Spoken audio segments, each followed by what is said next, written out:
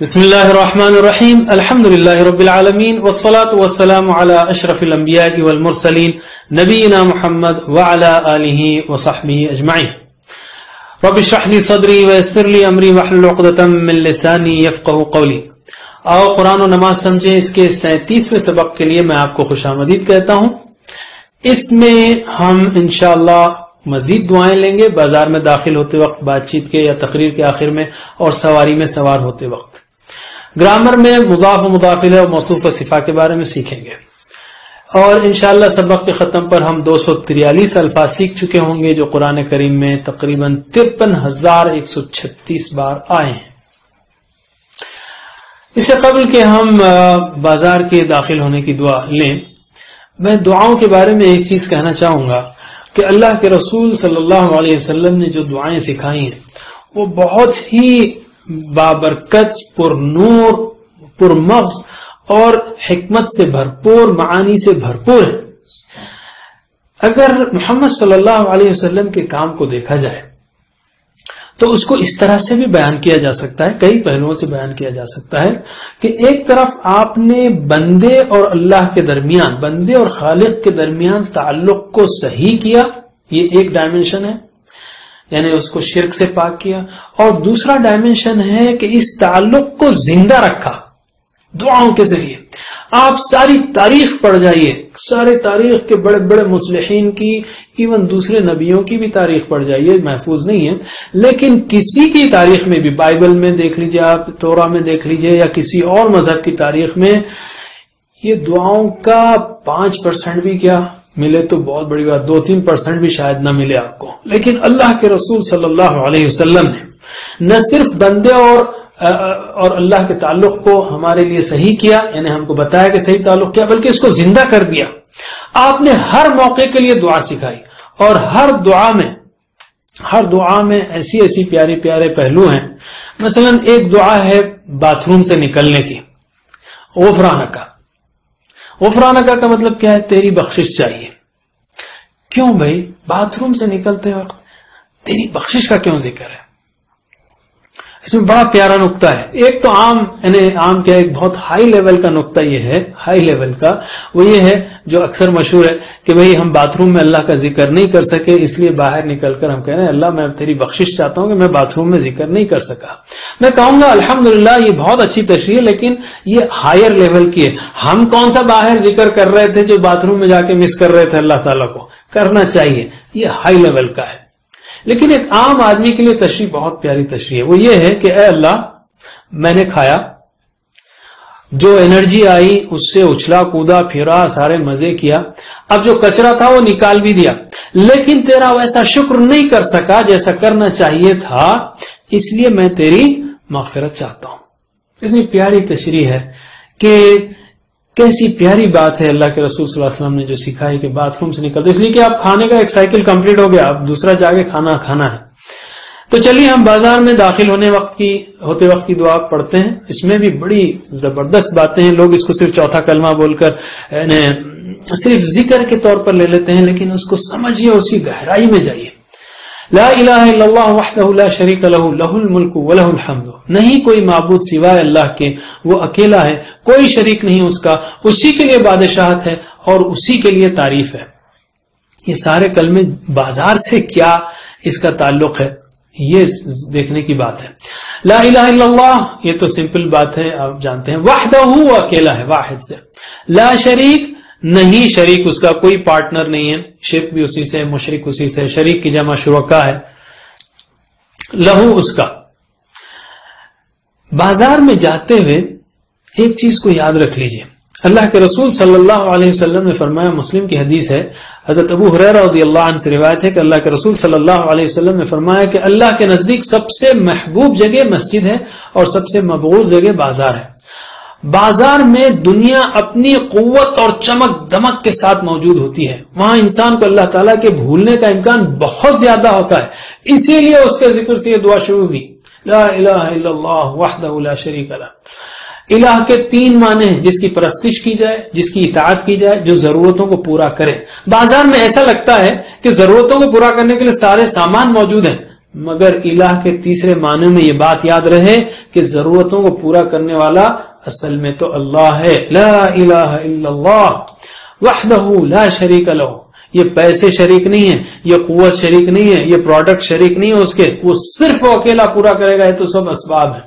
لہ الملک و لہ الحمد، اسی کے لیے بادشاہت ہے اور اسی کے لیے تعریف ہے. کیوں بھائی بادشاہت کا ذکر ہو تعریف کا؟ اس لیے ایک پہلو اس کا یہ ہے، بازار اونچی عمارتیں اور بازار میں نئے نئے پروڈکٹس، خوبصورت جو ہے دکانیں، یا امیر لوگوں کو دیکھ کر یہ نہیں بھولنا کہ سب کچھ اللہ کا ہے. نئی کاریں، نئے فونز اور دوسری چیزیں دیکھ کر ان کی تعریف میں نہیں لگ جانا، بلکہ اللہ کی تعریف کرنا ہے کہ اسی نے انسان کو سامان اور دماغ اور آئیڈیا سب کچھ اسی نے دیا ہے تاکہ وہ نئی چیزیں بنا سکے. تو اصل تعریف اللہ کی ہے اور اصل بادشاہت یہ بڑے بڑے اسکائی اسکریپرز بازار میں دیکھیں گے آپ، ڈاؤن ٹاؤن میں تو پھسل نہیں جانا، اس کے لیے بادشاہت ہے اور اسی کے لیے تعریف ہے. ترجمہ کیجئے، لا الہ نہیں کوئی معبود الا اللہ سوائے اللہ کے، وحدہ وہ الہ ہے، لا شریک لہ کوئی شریک نہیں اس کا، لہ الملک اسی کے لیے بادشاہت ہے ولہ الحمد اور اسی کے لیے تعریف ہے. یحیی و یمیت وہو حی لا یموت، وہ زندگی عطا کرتا ہے اور موت دیتا ہے اور وہ زندہ ہے، اسے موت نہیں آتی. سوچئے بازار سے کیا تعلق ہے اس کا، بہت بڑا. پہلے الفاظ کو دیکھ لیتے ہیں. حیا مطلب وہ زندہ رہا، یحیا زندہ رہتا ہے. احیا زندہ کیا، ہم نے سیکھا نا اس سے پہلے، خرجہ نکلا، اخرجہ نکالا، نزلہ اترا، انزلہ اتارا. حیا زندہ رہا، احیا زندہ کیا.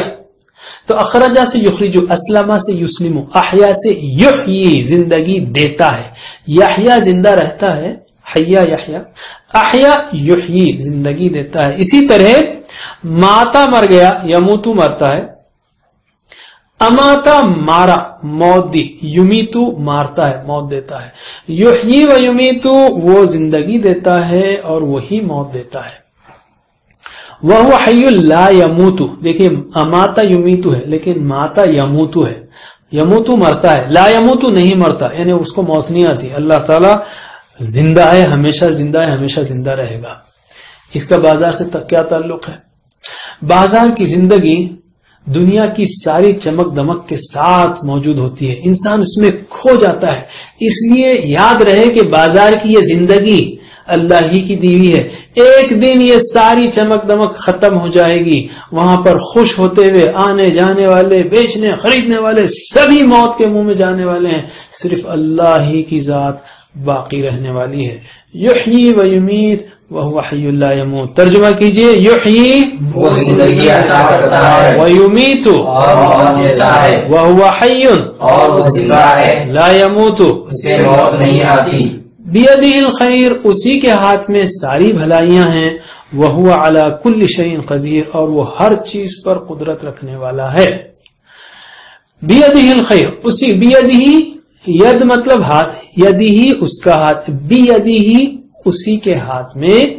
الخیر، الخیر خیر یعنی بھلائی، الخیر یعنی ساری بھلائیاں. جیسے الحمد ساری تعریف، ال کا کے دو معنی ہیں، ال ایک خاص کرتا ہے، حمد یعنی المسلم وہ خاص مسلم، الحمد وہ خاص تعریف، لیکن دوسرا معنی ہے ساری. ال کا دوسرا معنی ساری ہے، ساری تعریفیں. تو الخیر ساری بھلائیاں اسی کے ہاتھ میں ہیں. وہو علی کل شیء قدیر، شیء چیز کو کہتے ہیں، اشیاء اس کی جمع ہے، اور وہ ہر چیز پر قدرت رکھنے والا ہے. قدرت، قادر اردو کا ہی لفظ ہے. یعنی انسان بازار میں جاتا ہے، پیسہ ہاتھ میں لے کر خریدنے کے لیے بازار جاتا ہے، تو یہ نہیں سمجھنا کہ جو کھانے کی چیزیں میں لا رہا ہوں اس سے خیر ملے گا، مٹھائی میں لا رہا ہوں خیر ملے گا، کپڑا لا رہا ہوں خیر ملے گا، یا فائدہ ملے گا، مزہ ملے گا. اگر اللہ نہ چاہے نا تو یہی کھانے زہر بن سکتے ہیں. اسی طرح کپڑے اور دوسرے سامان میں بھی خیر نہیں. کسی بھی چیز میں خیر اسی وقت ملے گا جب اللہ اس میں خیر ڈالے. وہو علی کل شیء قدیر، وہ قدرت والا ہے. قدرت پیسے میں نہیں ہے، سامان میں نہیں ہے، سامان بنانے والوں میں نہیں ہے. ہر چیز پر اور اصل اور پوری قدرت اللہ ہی کے ہاتھ میں ہے. وہی خیر اور اچھی چیزیں دلا سکتا ہے، اور دلانے کے بعد اس سے فائدہ اٹھانے کا موقع اور وسائل بھی وہی دے سکتا ہے. ترجمہ کیجئے، بیدہ الخیر اسی کے ہاتھ میں ساری خیریں ساری بھلائیاں ہیں، وہوا اور وہ علی کل شیء ہر چیز پر قدیر قدرت رکھنے والا ہے۔ اب ہم لیتے ہیں دوسری دعا بات چیت یا تقریر کے آخر میں۔ جب بھی ہم محفل میں بیٹھیں بات چیت کریں تو کہیں گے ہم سبحانک اللہم و بحمدک اشہد ان لا الہ الا انت استغفرک و اتوب الیک، سنگولر استغفرک، پلورل استغفرک۔ سبحانک پاک ہے تو، اللہم اے اللہ، و بحمدک اور تیری تعریف کے ساتھ پاک ہے۔ اس کانٹیکس میں سوچئے، یعنی بات چیت کے بعد کے حوالے سے کہ اے اللہ صرف تو ہی ہر کمی عیب کمزوری نقصے پاک ہے، یہ ہے سبحانک، یعنی میں نے جو باتیں کی یقیناً اس میں کئی کمزوریاں غلطیاں رہ گئی ہوں گی، میری نیتوں میں کئی بار گڑبڑ ہوئی ہوگی، مجھ کو معاف فرما اس لیے کہ میں تو نقص والا ہوں، تو پاک ہے۔ اور وہ بحمدک تیری تعریف کے ساتھ پاک ہے، یعنی اے اللہ اگر میں نے کچھ اچھی باتیں کی ہیں تو آپ ہی کی مدد و توفیق سے، اس لیے آپ کا شکر ہے، آپ کی تعریف ہے، تعریف تو آپ ہی کی ہے۔ ترجمہ کیجئے سبحانک اللہم و بحمدک تیری تعریف کے ساتھ، اشہد ان لا الہ الا انت، بالکل سادہ الفاظ ہیں یہ، اشہد میں گواہی دیتا ہوں ان کہ لا الہ الا انت نہیں کوئی معبود سوائے تیرے، کہ کوئی معبود کوئی اطاعت کے قابل کوئی ضرورتوں کو پورا کرنے والا آپ کے سوا کوئی نہیں۔ استغفرک و اتوب الیک، استغفر میں مغفرت چاہتا ہوں کا تجھ سے، و اتوب اور میں پلٹتا ہوں الیک تیری طرف، سارے الفاظ آپ جانتے ہیں، یعنی میں اپنی کمزوریوں غلطیوں اور حق بات کہنے کے مواقع کو جانے انجانے میں استعمال نہ کرنے پر، زبان کے گناہوں پر، نیت کے کھوٹ پر تیری بخشش چاہتا ہوں اور تیری طرف لوٹتا ہوں کہ آئندہ تیری مرضی کے موافق اور تجھ کو خوش کرنے والی بات کروں گا اور ویسی زندگی گزاروں گا۔ ترجمہ کیجئے استغفرک میں مغفرت چاہتا ہوں تجھ سے، واتوب الیک اور میں پلٹتا ہوں تیری طرف۔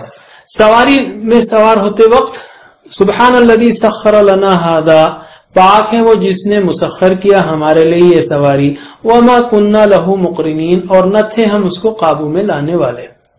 الفاظ تقریباً مانوس ہے۔ سبحان الذی پاک ہے وہ جس نے، سخر مسخر کیا سورج و چاند کو مسخر کیا، یعنی کیا مطلب؟ ہاتھ میں نہیں دیا، یعنی ہمارے استعمال کے اور ہمارے فائدے کے قابل بنایا، اس کا مطلب ہے مسخر کیا۔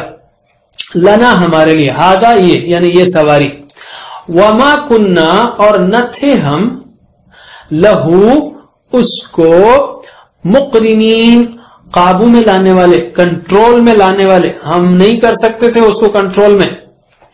سبحان الذی سخر لنا ھذا، کیا مطلب سبحان الذی کیوں ہے شروع میں؟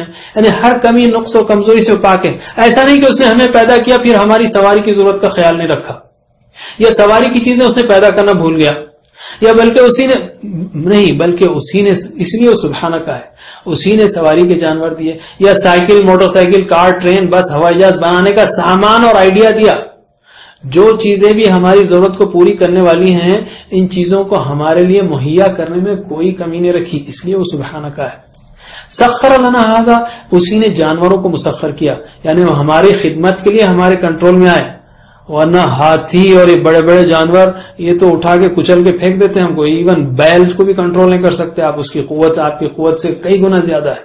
اور اسی نے دھاتوں کو اور پیٹرول کو اور ربر کو مسخر کیا، ورنہ یہ ربر ایک دن چلتا دوسرے دن پھیل جاتا، ایک دن پیٹرول جو ہے پانی رہتا دوسرے دن ہوا رہتی، تو کیا چلاتے آپ؟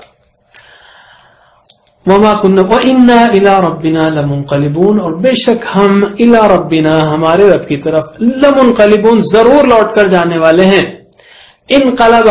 انقلبا ہم نے سیکھا، انقلبا ینقلب، انقلب منقلب لوٹ کر جانے والا، پھر کر جانے والا، پھر جانے والا، لوٹ کر جانے والا، منقلبون لوٹ کر جانے والے، لمنقلبون ضرور لوٹ کر جانے والے ہیں۔ یعنی آج ہم گھر سے کہیں اور جانے کے لیے نکلے ہیں، ایک دن ہم اپنے رب کی طرف اپنا آخری سفر کریں گے۔ دیکھیے اللہ کے رسول صلی اللہ علیہ وسلم نے ہمیشہ یا بار بار آخرت کو یاد دلایا ہے۔ ترجمہ کیجئے وَإِنَّا اور بے شک ہم الی ربنا ہمارے رب کی طرف لمنقلبون ضرور لوٹ کر جانے والے ہیں، وَإِنَّا إِلَىٰ رَبِّنَا لَمُنقَلِبُونَ اور بے شک ہم ہمارے رب کی طرف ضرور لوٹ کر جانے والے ہیں۔ ہر آیت اور اس کے ٹکڑے پر لفظی ترجمہ اور رواں ترجمہ اس کی پریکٹس آپ ضرور کیجئے۔ ٹائم کی کمی کی وجہ سے ہم بعض ٹکڑوں پر ہی پریکٹس کر رہے ہیں۔